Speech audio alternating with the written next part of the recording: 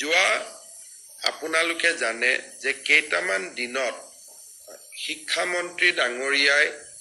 বাৰে বাৰে স্পষ্টীকৰণ দিয়াৰ পিছতো একাংশ সংবাদ মাধ্যমে হওক বা একাংশ শিক্ষকেই হওক শিক্ষা ক্ষেত্ৰৰ এপটোৰ ওপৰত বহুতবিলাক প্ৰশ্ন আনি আছে কিন্তু বহুত শিক্ষকে আমাক জনাইছে যে এপটোত কোনো সমস্যা নাই কিন্তু তাৰ পিছতো একাংশ সংবাদ মাধ্যমত এই বিষয়ে যোৱা এটা বছৰ চৰ্চিত হৈ আছে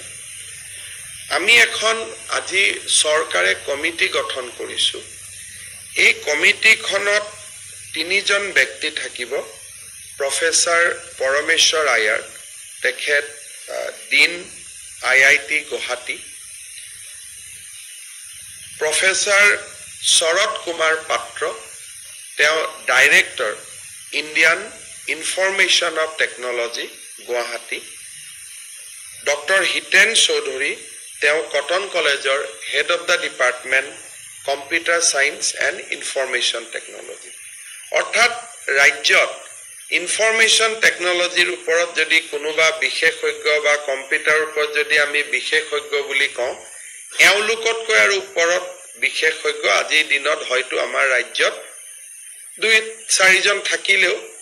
ফটক কৰি পাবলৈ টান হ'ব এই তিনিওজন ব্যক্তি আৰু য'ত director elementary education will be the member secretary director elementary এডুকেশ্যনে মেম্বাৰ সেক্ৰেটাৰী হিচাপে কাম কৰিব শিক্ষা ক্ষেত্ৰৰ গুণগত মানদণ্ডৰ ওপৰত এটা কোনোবাই সময়ত স্কুলত যাব বেয়া পায় হেতু এটা বেলেগ কথা শেষলৈকে স্কুলত থাকিব দিলে বেয়া পায় হেতু এটা বেলেগ কথা কিন্তু একাংশ সংবাদ মাধ্যমে কৈ আছে নহয় গছৰ ওপৰত উঠি এটেন্ডেন্স দিব লাগে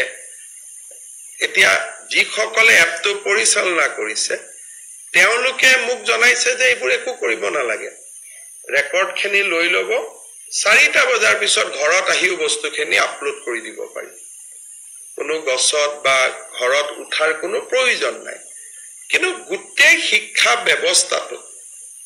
যোৱা কিছুদিনৰ পৰা এটা এনেকুৱা এটা পৰিৱেশ কৰি দিয়া হৈছে যে মানে একেবাৰে যেন গভৰ্ণমেণ্টে এটা তগলকি নীতি চলাই আছে আমি সকলো এটা কথা বুজিব লাগিব যে অসমৰ আটাইতকৈ দৰিদ্ৰ ছাত্ৰ ছাত্ৰীসকল চৰকাৰী স্কুলত পঢ়ে আটাইতকৈ দুখীয়া ল'ৰা ছোৱালী চৰকাৰী স্কুলত পঢ়ে আৰু তেওঁলোকক যদি আমি ন্যায় দিব নোৱাৰো শিক্ষাই অসমতাৰ সৃষ্টি কৰিব অকল ধনী মানুহৰ ঘৰৰ ল'ৰা ছোৱালী ডাক্তৰ হ'ব ইঞ্জিনিয়াৰ হ'ব আৰু দুখীয়া মানুহৰ ঘৰৰ ল'ৰা ছোৱালী কেতিয়াও ডক্টৰ ইঞ্জিনিয়াৰ হ'ব নোৱাৰিব গান্ধীজীয়ে কৈছিল যে শিক্ষাই সমতাৰ সৃষ্টি কৰে education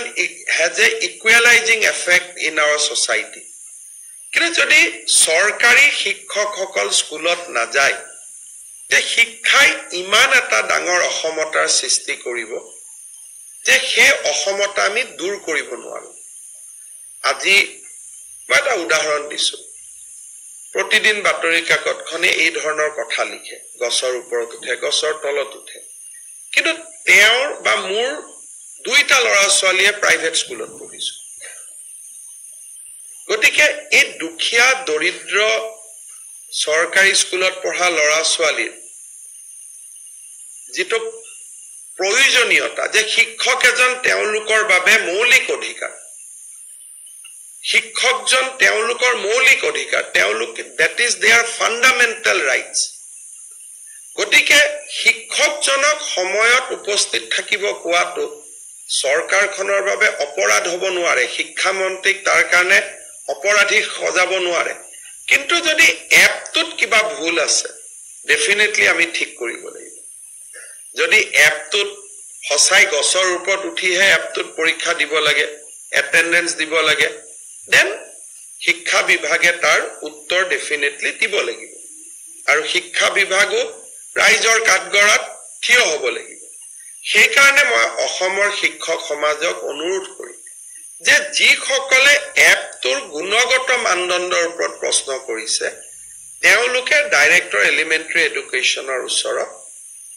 তেওঁলোকৰ অভিজ্ঞতাখিনি লিখি দিলে এই তিনিওজন কমিটি যি তিনিখন কমিটি আছে ডক্টৰ পৰমেশ্বৰ আয়াৰ তেওঁ গুৱাহাটী IITৰ dean doctor Sarat Kumar Patra director Indian institute of information technology Guwahati আৰু doctor Hiten Choudhury head of the department of Cotton College computer science আৰু ইনফৰমেশ্যন টেকনলজিৰ HOD এই তিনিওজন ব্যক্তিয়ে স্কুলবিলাকতো যাব এপটো নিজে চলাই চাব তাত কিবা ভুল আছে নেকি আৰু শিক্ষকসকলৰ কথাও শুনিব আৰু তেওঁলোকে আমাক সাজেশন দিব যে এপটো যদি কিবা ভুল আছে আমি কেনেকৈ তাক ইমপ্ৰুভ কৰিব পাৰো কিন্তু সময়ত যোৱা আৰু সময়ত স্কুলৰ পৰা অহা ইলেকশ্যনত লাগিলে আমাক ভোট দিয়কে বা নিদিয়ক সেই বেসিক নিডটোত আমি কম্প্ৰমাইজ কৰিব নোৱাৰো কাৰণ হি যদি কৰো তেতিয়ালে আমি মুখ্যমন্ত্ৰী আৰু শিক্ষা মন্ত্ৰীৰ আসনত বহাৰ আমাৰ কোনো অধিকাৰেই নাথাকিব কাৰণ আমি ইয়াতে অসমৰ লাখ লাখ চৰকাৰী বিদ্যালয়ত পঢ়া দৰিদ্ৰ শিক্ষাৰ্থী সকলৰ বাবে আমি ৰাজনীতি কৰিছো গতিকে আমি যদি বেসিক কথাটোত কম্প্ৰমাইজ কৰো তেতিয়ালে আমি ৰাজনীতি কৰিবই নোৱাৰো কিন্তু যদি a section of teachers তেওঁলোকৰ যদি সঁচাকৈ কিবা অভিযোগত মেৰিট আছে তাক শুনাটো আমাৰ দায়িত্ব তাক শুনা তাক নিৰাময় কৰা আমাৰ দায়িত্ব গতিকে মই ৰাজ্যৰ শিক্ষক সমাজক আমাৰো ভুল থাকিব পাৰে মই নকওঁ যে আমি একেবাৰে ভুল কৰিব নোৱাৰা মানুহ আমাৰো ভুল থাকিব পাৰে কিন্তু এপটোৰ যদি গুণগত মানদণ্ডৰ ওপৰত কিবা ক'বলগীয়া আছে তেওঁলোকে ক'ব পাৰিব আৰু এই তিনিওজনীয়া কমিটি মই ৰাজ্যৰ তিনিখন চৰৰ বিদ্যালয়ত গৈ চৰ চাপৰি বিদ্যালয়ত গৈ তিনিখন পাহাৰৰ বিদ্যালয়ত গৈ তিনিখন পাহাৰ তিনিখন চৰ আৰু তিনিখন আমাৰ একেবাৰে পিছপৰা অঞ্চলৰ স্কুলত গৈ এপখিনি ৰাতিপুৱা সেই সময়টোত নিজে ব্যৱহাৰ কৰি আমাক পৰামৰ্শ দিবলৈ মই আহ্বান জনাইছো কমিটিখনৰ লগত ময়ো কথা পাতিলম জুলাই মাহৰ 31 তাৰিখলৈকে যেহেতু গৰম বন্ধ থাকিব সকলো শিক্ষকক এই কমিটিত মই তেওঁলোকৰ অভিজ্ঞতা কমপ্লেইন দিবৰ বাবে মই অনুৰোধ কৰিম অহা কালি বা পৰহি